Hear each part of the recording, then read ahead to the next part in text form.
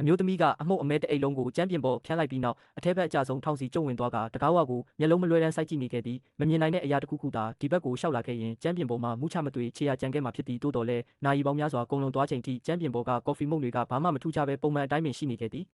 တိုးတော်လဲမကဲကလုံးဝလက်မလျှော့ပဲခင်မုန်းဖြစ်သူရဲ့ဖုန်းကိုထပ်မံခေါ်ဆိုကြည့်ခဲ့သည်မထင်မှတ်ပဲနောက်တစ်စက္ကန့်မှာပဲရင်းနှီးနေတဲ့ဖုန်းမြည်တမ်းကသူမရဲ့ခေါင်းပေါ်ထက်စီကထွက်ပေါ်လာခဲ့သည်မကဲတယောက်ချက်ချင်းဆိုသလိုကြက်တီးမွေးညင်းတွေထထောင်သွားပြီးလေကားအတိုင်းထက်ခိုးပေါ်တက်ကဖုန်းကိုထပ်မံခေါ်ဆိုလိုက်ချိန်မှာတော့ခင်မုန်းဖြစ်သူရဲ့ဖုန်းကိုတကယ်ပဲရှာတွေ့သွားခဲ့သည်ဖုန်းကိုဖွင့်ကြည့်လိုက်ရထဲမှာသူမကိုချောင်းရိုက်ထားသည့်တပ်ပုံများကြီးဖြစ်နေသည်ကိုတွေ့လိုက်ရသည်ထိုအခါမှမကဲကစိတ်ဝေဒနာရှင်ခင်မုန်းဖြစ်သူသည်လုံးဝတည်ဆုံးသွားခြင်းမဟုတ်ပဲသူမကိုအမောင်ထဲကနေအမြဲတမ်းစောင့်ကြည့်နေခဲ့ခြင်းဖြစ်ကြောင်းသဘောပေါက်သွားခဲ့သည်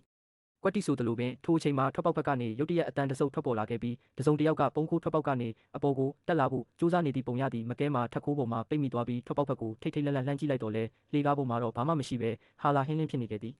သူမသည်မိမိ၏တန်တရားကိုတက်တည်ပြနိုင်ရန်အတွက်အနားရှိစေးတုပ်ပုံးကိုဆွဲယူကာအောက်သို့လောင်းချလိုက်သည်တိုးတော်လဲသူမခေါင်းပြူပြီးပြန်ကြည့်လိုက်ချိန်မှာတော့ထိုမိစ္ဆာကပျောက်ကွယ်သွားခဲ့ပြီဖြစ်သည်သူမသည်ခြေရာအတိုင်းမိဖို့ချောင်းထိလိုက်သွားခဲ့ရာထိုသူကခန္ဓာကိုယ်ပေါ်ကဆေးတွေကိုဆေးကြောပစ်လိုက်ကြောင်းတွေ့ရှိခဲ့ရသည်မကဲတယောက်ရုတ်တရက်ကြောစိမ်သွားခဲ့သည်ထိုအရာသည်သူမရဲ့ဘေးနားမှာပင်မူးချရှိနေရမည်ဖြစ်ပြီးသူမရဲ့မျက်လုံးကသာမမြင်နိုင်ခြင်းဖြစ်သည်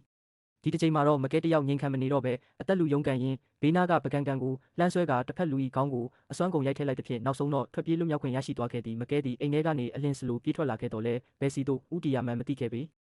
ယခုအခါလူတိုင်းကခင်မုန်းဖြစ်သူတေဆုံးသွားပြီဟုမှတ်ယူထားကြသဖြင့်သူမ၏စကားကိုမိသူများယုံကြည်မည်မဟုတ်ပေမိမိကိုယ်ကယ်တင်နိုင်ရန်အတွက်ခင်မုန်းဖြစ်သူကိုပြောင်းနိုင်သည့်တက်တွေကိုရှာတွေ့မှသာရမည်ဖြစ်သည်ထို့ကြောင့်သူမသည်တက္ကစီတစ်စီးကိုခေါ်ယူကာခင်မုန်းဖြစ်သူ၏တောင်ပေါ်ဆန်အိမ်စီသို့တန်တန်မတ်မတ်မောင်းနှင်သွားခဲ့သည်သူမသည်ခင်မုန်းဖြစ်သူ၏တက်ခွဲကန်းစီသို့တန်တန်မတ်မတ်သွားခဲ့တော်လဲတကားဝရှိဒီဂျစ်တယ်တော့ကပိတ်စီးထားခဲ့သည်လျှို့ဝှက်နံပါတ်ကိုခင်မုန်းဖြစ်သူတဦးတည်းသာသိရှိပြီးမကဲကအကြိမ်ကြိမ်စူးစမ်းကြည့်တော်လဲတော့မပွင့်ခဲ့ပေရုတ်တရက်ခင်မုန်းဖြစ်သူ၏လွန်ကဲလာသောစိတ်တဆဆန်သည့်ထိန်ချုပ်လိုစိတ်ကိုတတိယသွားကနှစ်ဦးစတင်တွေ့ဆုံခဲ့သည့်ရက်စွဲကိုရိုက်ထည့်လိုက်ရာအံ့ဩဖွယ်ကောင်းစွာပင်အမှန်တကယ်တော့ပွင့်သွားခဲ့သည်ကြည်ရသည်မှာခင်မုန်းဖြစ်သူသည်သူမအပေါ်လူယူမူမူချစ်မြတ်နိုးခဲ့ပုံရသည်သို့တော်လဲသူမစိတ်ပြတ်သွားသည်မှာပြခန်းစင်ပေါ်တွင်ဘာမှမရှိပဲဟာလာဟင်းလင်းဖြစ်နေခြင်းပင်ဖြစ်သည်သူမကစမ်းသက်သည့်အနေဖြင့်လက်ကိုဆန့်ကာစမ်းကြည့်လိုက်ရာအရာတစ်ခုခုကိုအမှန်တကယ်ထိတွေ့လိုက်ရသည်ထို့ကြောင့်သူမသည်ဘေးနားရှိမျက်နှာပြင်သို့လှည့်ကာအနီရောင်ခလုတ်ကိုနှိပ်လိုက်သည်နောက်တစ်စက္ကန့်မှာပင်စမ်းကြယ်သည့်အရာတစ်ခုဖြစ်ပျက်သွားခဲ့သည်တင်းငယ်သောပောက်ကွဲတံများနှင့်အတူစင်ပေါ်ရှိအရာဝတ္ထုသည်ဖြည်းဖြည်းချင်းပုံရိပ်ပေါ်လာခဲ့ရာတကိုယ်လုံးလင်းလက်ကြည်လင်းနေသည့်အင်ဂျီတစ်ထည်ဖြစ်နေခဲ့သည်သူမနီးနီးကပ်ကပ်အသေးချာကြည့်လိုက်မှသာထိုပေါ်တွင်တီးတက်အလင်းပြန်ဘောလုံးလေးများတိတ်သီးစွာပါရှိနေပြီးဘောလုံးလေးတစ်ခုစီကကိုယ်ပိုင်တောက်များကိုချိန်ညှိနေကြကြောင်းတွေ့လိုက်ရသည်မကဲသည်မိမိမျက်လုံးကိုပင်မယုံနိုင်အောင်ဖြစ်သွားရသည်ခင်မုန်းဖြစ်သူသည်အမှန်တကယ်ပင်ကိုပြောက်အင်ဂျီကိုတီထွင်ဖန်တီးနိုင်ခဲ့ခြင်းဖြစ်သည်သူမကအင်ဂျီကိုစင်ပေါ်ကနေဆွဲချခြင်းနေချိန်မှာပင်အနောက်ကခွေးကရုတ်တရက်ဟောင်းလိုက်သဖြင့်ခင်မုန်းဖြစ်သူပြန်ရောက်လာပြီဆိုတာထင်ရှားသွားခဲ့သည်